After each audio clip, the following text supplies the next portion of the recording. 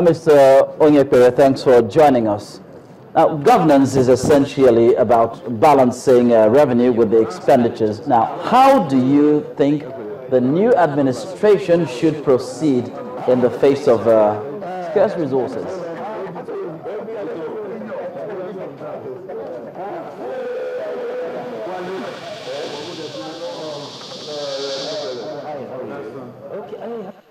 Begin to match our expenditure with available resources.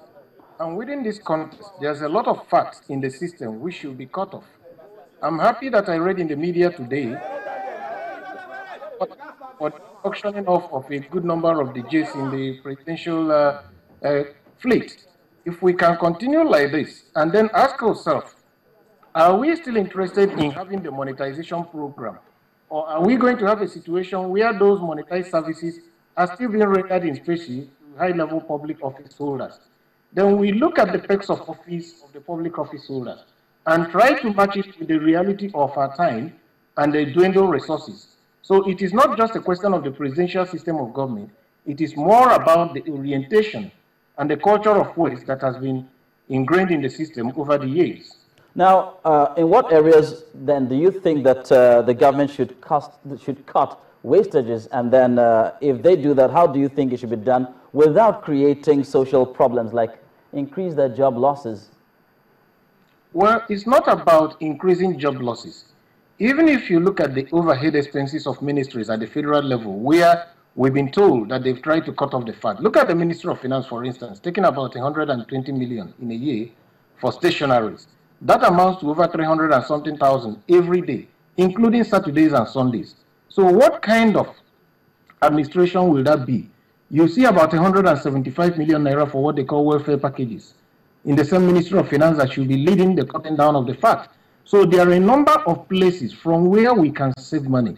And we've talked about these things a whole lot. We published documentation on them, which we even sent to the National Assembly. We have a situation where we are still funding pilgrimages. It doesn't make sense. Whether it's to Jerusalem or whether it's to Medina or wherever, this is a private religious affair that shouldn't be wasting our money on. There are so many areas, even if you are talking of implementing the Rossini Committee report, not necessarily people losing their jobs. It could be a question of mergers of some existing agencies in such a way that will prune down costs. Even when they wanted to establish new federal universities, they were talking about increasing the admissions into the universities. You didn't need a new federal university to increase admissions.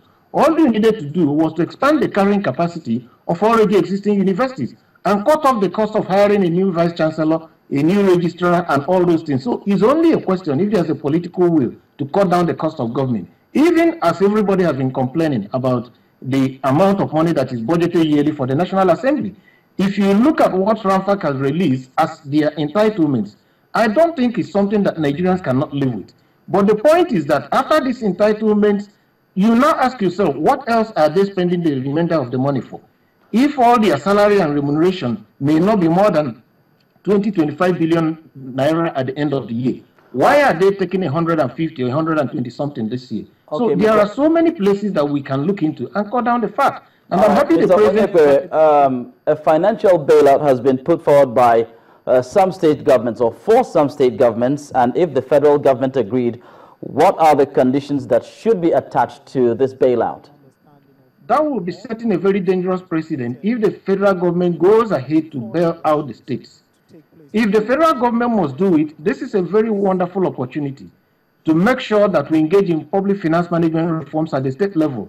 The federal government should attach conditionalities, which will include that the states have to open up their budgets for the people to participate in it. You can't be collecting 400 or 500 million as security vote every month and stealing it as the governor, while you expect the federal government to come and pay staff salaries for you. So there should be a lot of conditionalities, opening up the budget process, increased transparency and accountability, cutting out the fat. I once saw a governor last year, I think it was Governor Pabio, who had a convoy of close to 50 cars in Uyo when I visited Uyo. So will that kind of state come forward to tell us that federal government should come and bail them out? So this is an opportunity. If federal government must bail them out, attach strict conditionalities. And as any state that meets the conditionalities, incrementally, you'll be releasing some money to that state So you don't simply give them money and leave them alone to go and mismanage it again.